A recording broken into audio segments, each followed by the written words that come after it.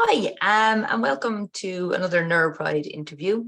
And today I'm talking to Charley Utting, who is from Tully Crafts, who are well, actually, Charley, I'll let you explain. I'll let you explain what you do.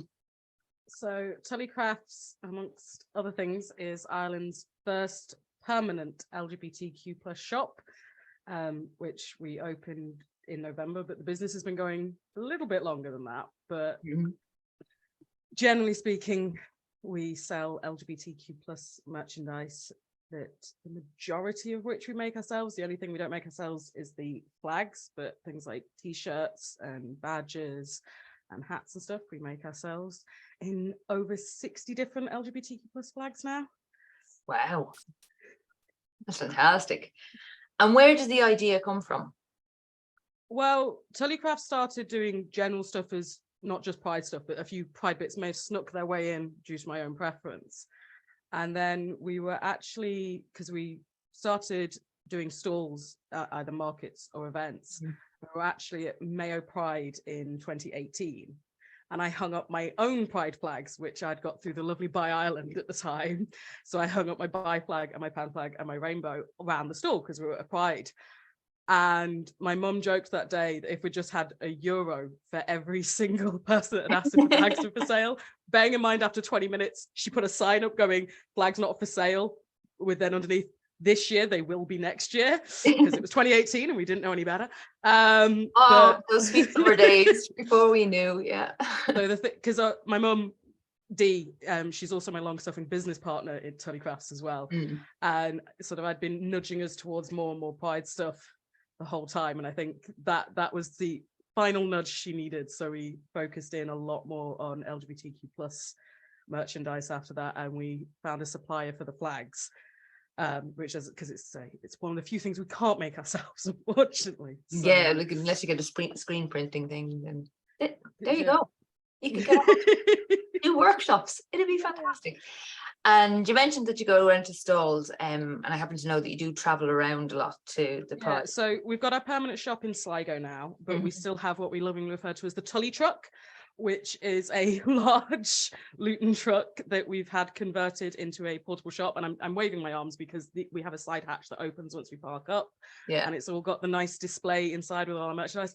Obviously, we can't fit everything on that. The reason we took the dive into a shop is because we do so many different items in so many different designs. We needed more space. So the truck takes the majority of our major lines. Like, we try and keep it so that as many different flag designs are available as possible, but not necessarily as many different items when we go with the traveling shop. So we take that to events up and down the country, because obviously we're based in the Northwest, and the first Pride we did this year was Wexford. As a day trip. So it's great crack, but yeah, it can be long days at times. So that's the only time the shop's shut. A long journey. I know people from outside Ireland might be like, oh, sure, it's only across, and you're like, no, that's a long way in Ireland, because so it's bad. Opposite corners, and the roads are not direct. No, there's nothing indirect in Ireland. No, even our roads aren't straight. Sorry, that was a really bad joke. So obviously this is Neuro Pride, so that's the neuro, that's the Pride part sorted. And we're on to the neuro part. So I happen to know that you're neurodivergent, if you don't mind me saying so. And I was just wondering, how has your neurodivergence impacted on, firstly, setting up a business, and secondly, the type of business that you set up? Well, I think, like, it would boil down to the whole reason I'm self-employed is because I'm neurodivergent. Like, I don't thrive in the classic 9 to 5 and having a boss environment. So going self-employed was the logical choice from that. As for how we run the business, because my mum Dee is also neurodivergent, so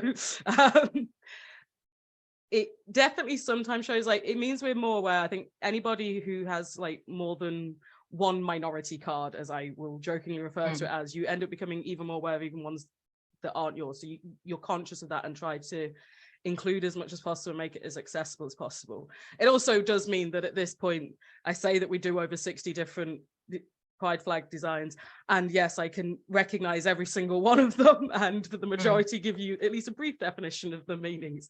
So it means that we go about things atypically, but in a way that suits us. I think, like, some would say we gloss over other bits that neurotypical people might like focus on, and then focus on things that neurotypical people might gloss over. So it's strengths and weaknesses, as with anybody in running any business. It does mean that because of the way both me and my mum Dee's mind works, it's part of the reason we try and keep as much in-house as possible, so we can deal with the variables that we can cope with and not have as many outside things, which is why the only thing we get in out is the flags. And at the moment we are actually trying to change suppliers because the supplier we go to doesn't do all the designs we want, and then so we're looking at possibly going direct to manufacturer on that, which is its own headache. But yeah, and would you for people, because I know that there's a lot of us that don't thrive in the 9-to-5 having a boss situation, would you recommend it? Like, would you recommend going self-employed, or like what are the things people should watch out for? It depends what your priorities are, whether you're neurodivergent or neurotypical. The big thing about being self-employed is it is 24/7. There is no such thing as downtime. You know, when I'm not literally staffing in the shop, I'm making items, and when I'm not making items, I'm sending out emails to organize attending events and what have you, and similarly with Dee as well. So if you're somebody that can't manage that amount of tasks that constantly, it's not ideal. If on the other hand, like that sort of level of organized chaos suits you, you will thrive at it, but you will always still find that there are hurdles because of the system being set up for everybody else. But that's true with 9-to-5 work as well. So I think you have to find what suits you best. But I don't think anyone should go into self-employedness thinking that it's the easy way out, because it's not. It's just different. It's not easier and it's not necessarily harder. It's just different. So you need to know where your own strengths and weaknesses are to know which suits you better. Yeah, I think for me, the thing is that, like, I'm dyscalculate, and that's been the thing that's always held me back. But as you said, a growing awareness of knowing what things you struggle with and knowing which things you can farm out to somebody else. Like, accountants exist, so do you know what I mean? Things like that. There are now services that people can link in with that will do the stuff that you find difficult. And I know you said it's 24/7 and it's hard, like it's hard work, but what are the things that it's given you? Like, why do you keep going if it's 24 hours and if it's... I was gonna say, I mean, I you know, whilst many people who sell their crafts will be pained to hear it, I enjoy doing crafts. Now, that doesn't mean my time isn't worth something and I don't deserve to be paid for it. However, I do have enjoyment from doing the crafts that we make and sell. I also, because it's specific to the LGBTQ plus community, it is so heartening to see people go, I'm not alone, I'm included. Even my not in the acronym identity is available, and somebody knows I exist and somebody cares. I'm not alone. And that in itself, like, there have been a few times where me and mum have had to try and stop each other crying when you have like the young ones who, like, it's their first Pride or they've only just come out, and just watching the relief on their faces and the joy, like knowing that it's easier for them than it might have been for us back in the day, and that it's getting easier and easier. It's not to say there's not still struggles within the LGBTQ plus community, but watching that joy and relief on the faces, it's something. All right, it sustains you. Yeah, that's excellent. And you're lovely. I'm just going to show people my badge. This is an agender. And I just want to point out that this is the only badge with the agender flag on it that I will wear because of the pun, because I don't particularly like the flag. What made you choose puns for your badges? I mean, stereotypically, I am bi, so there is a stereotype with bisexuals and puns, but it's just something fun. Like, most people like animals of various kinds. and it was a way to sort of do our own unique spin on the LGBTQ plus flags. I was going to say, don't think it can be seen here, but I'm wearing a Pride Pussycat t-shirt. So I like puns. I like the groaning humor. You watch the joy on people's faces as they get it, as they're like, look at the animals going, hang on, that's that flag. So, oh, it's that. And whether it's the lesbians or the bisexual or the penguin. Yeah. And some of the puns are more strange than others, I'm not gonna lie. And I think that also stems a little bit from the fact I'm dyslexic myself.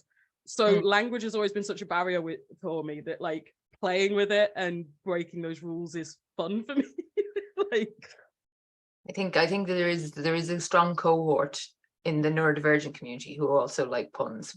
We kind of have it on our unofficial diagnostic criteria, like, do you like puns? You're in, come on, you're in. So yeah, I would advise anybody. You do sell your stuff online as well. You do have tullycrafts.com. So we're definitely 24/7 online, although we can only post out to you when and post are open. And I would like to mention, I know you've mentioned the bags and badges and the t-shirts and stuff, but your mom, it is your mom that does the knitting and the crochet. Yeah. My dyspraxic self makes knots if I try and knit. That is all her skill and talent. Yeah, and they're lovely. They really are lovely. And there's like little hand warmers in different pride flag colors. And yeah, I think the range of stuff that you have is lovely because it's not just badges and flags, which is what you get to an awful lot of places. There's the kind of handmade crocheted stuff as well, which is really lovely. Charley, thank you so much for talking to us. I think it's amazing. I think it's really nice to have an actual physical shop. And I just wanted to bring people's attention to the map that you made along with Wexford Pride that has all the prides around the place. So what we might do is, it may be too late this year, but next year, I might add them to this video. So we'll add them to the underneath the video in the comments, and then we'll keep on doing that every year. So if people are looking at the video, they'll have a link to the map. I was going to say the link to it is a blog post on our website as well, because there was the images that went up on social media, but we do have a blog post we're trying to keep up to date as some of the later prides are announcing. So that's on the blog post on our website on tullycrafts.com as well. That's fantastic. So yeah, thank you very much. I really do appreciate you talking to us, and because, as you said, it's a 24-hour business and you're a very busy person, right? This is your Christmas, maybe. Well, thank you so much for having me as well. I do appreciate it. No problem at all.